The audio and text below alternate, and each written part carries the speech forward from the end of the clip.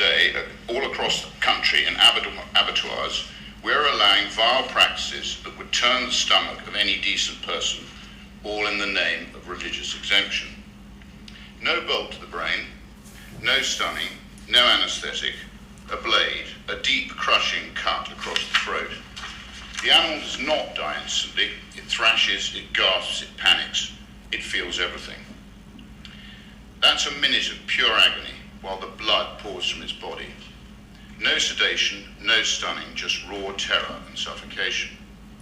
As a farmer, I would rightly be prosecuted for treating our animals like that. But in the abattoir, it's legal under religious exemption. It's two-tier slaughter. Instead of an instant painless death, these poor beings are being put through the most unimaginable pain, all in the name of religion.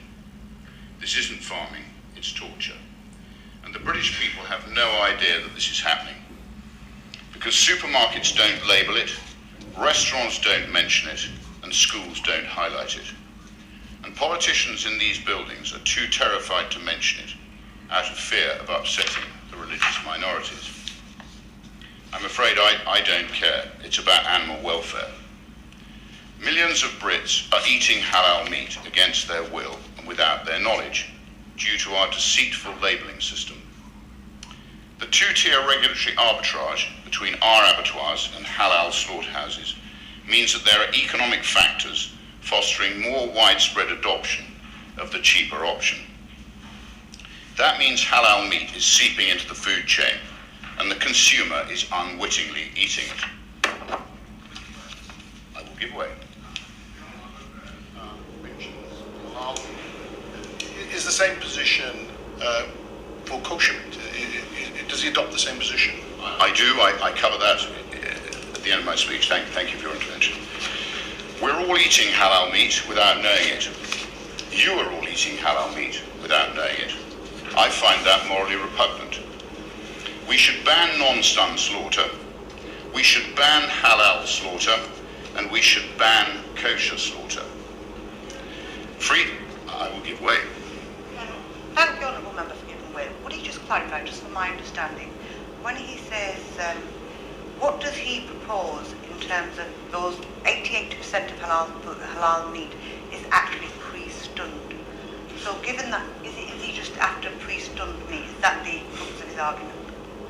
I thank the Honourable Member for her intervention. The issue of stunning is a complex issue, as you probably know. The halal stun is a lower voltage than the non-halal stun. And as a member over here quite rightly said, chickens are put into an electric bath before they're killed. It is the actual level of the stun that counts. So, freedom of belief does not mean freedom to cause cruel and brutal pain. When I care for animals, I have the most stringent set of rules to abide by. I'm regulated on how to house them, how I feed them, and how I transport them. There are inspections, paperwork, codes of practice, all to make sure they're treated with dignity. I'm going to finish.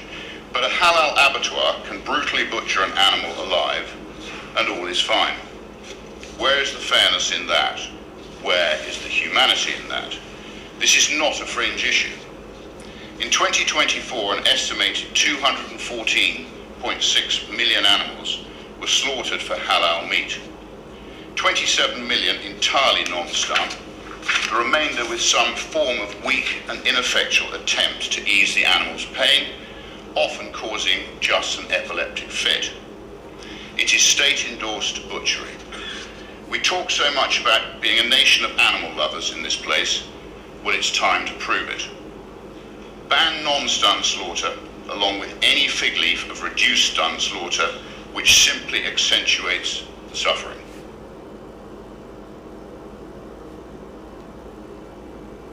One of the greatest joys of being a farmer.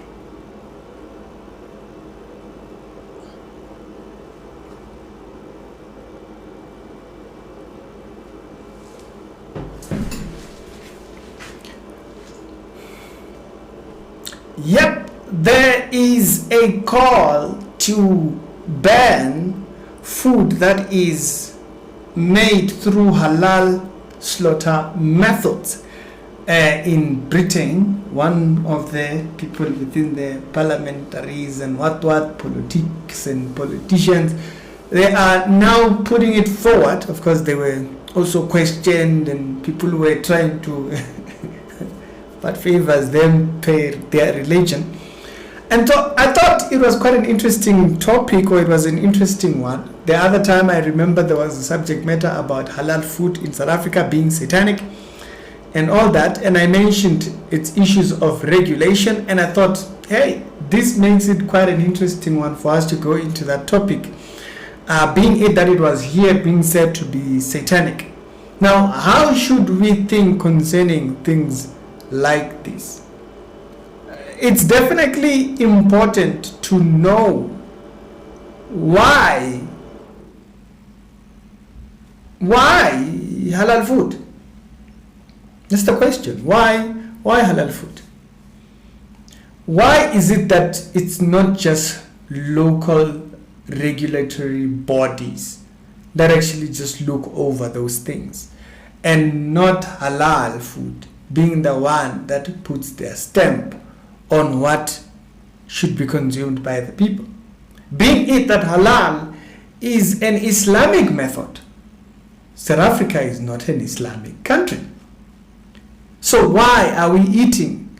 Like South Africa has a majority Christian community. Even if others may be seen as Christian cults or Christian offspring, or they have some form of Abrahamic roots of faith, but they're certainly not Islam. Islam is not even, it's not even 10% of the population in South Africa. Between Christians and unbelievers, like people that don't believe in anything, agnostics, atheists, and so forth, evolutionists who do not believe in anything and so forth except what is, there is more others than Islam.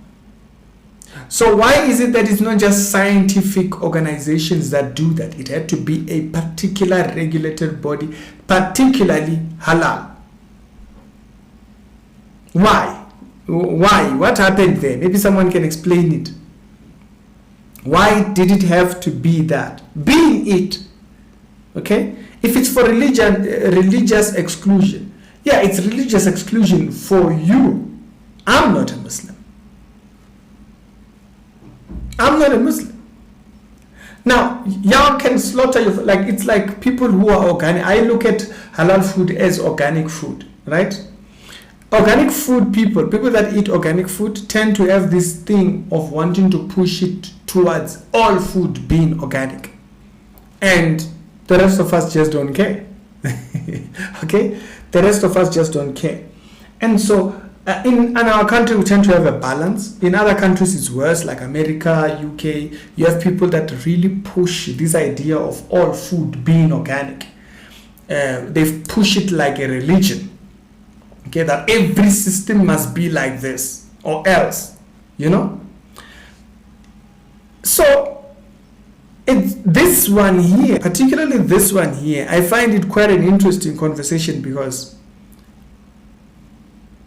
halal is a method for Islam. If that's the case, why don't they just regulate the food that they eat? Then they can go buy, particularly in those particular food shops, and then we can have other regulatory bodies that do that. What, do we have our own FDA? Is it there? What is it called? Where is it there on the page? You know, don't want to see Tiger brand there. Show us that this is so this is why halal. Being it that halal is not even a dominant religion in the country. So this is why I'm asking that question. And then when you look at this particular clip here, it brings up why people tend, because these people will sound as if they are being hostile when they are not being hostile. I'm not a Muslim. Why am I made to eat food by the Muslims? Why is it that my country, it's your thing, you want to kill chickens like that and kill whatever you want to kill like that. But I don't care for that. right? If these methods are seen as thingy, okay, because this is where it gets dicey, okay? This is where people start to have a pushback. Because if this is particularly towards the methods of what Islam requires, like if you've seen people, guys from Malaysia, if you watch cooking shows and you watch people who cook food from Malaysia, there is a process they go through. They'll be praying for everything, every particular item, particularly by their methods. Right? And so, if that's the case, that's particularly towards your religion. It has nothing to do with me, who's a Christian. And so at that point, it becomes important to separate your religion from regulatory bodies, which is what the judge is kind of seeking with the whole CRL whole thing.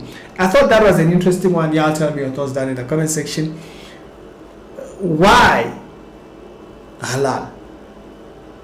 Being it that South Africa, it's not an Islamic, it's not an Islamic dominated country. They are not even 20% of the country. So why should the masses be made to eat from halal's thing? Or is there an agenda we are not hearing? Now tell me your thoughts down in the comment section. Is the reality show, Daily Christian Commentary. You see, now that's why now they are calling for it to be removed, to be banned, because now people they start to see the pushback. And also that's because in Britain, the people from Islam are becoming pushy about their religion in the public space. It's not that they are worshipping what they're now becoming pushy. They're wanting Sharia law as part of the law of Britain. And so now people start to push back, and it comes to this. Because now it's not just your religion now. It's something that now interferes with. So that's why I'm asking, why halal? Being it that me, you see me, I'm not a Muslim. So maybe you guys need the very same things that the people who do organic food do. You recognize the difference between that's the food that you eat, and it has nothing to do with me, who is a Christian. So you can cook your food the way you want. You can slaughter your animals the way you want. But should it be within a regulated regulation body? No. Because why? I am not a Muslim. Otherwise, it creates problems. And now it creates pushbacks. Before you know it will be called Islamophobe or whatnot. Whereas it has nothing to do with that. Your religious thing should not be in interference to governance and thing. Because I'm not a Muslim. Again, when you slaughter your chickens, how and what. But y'all tell me your thoughts down in the comment section, and I will see you on the pinned comments over there.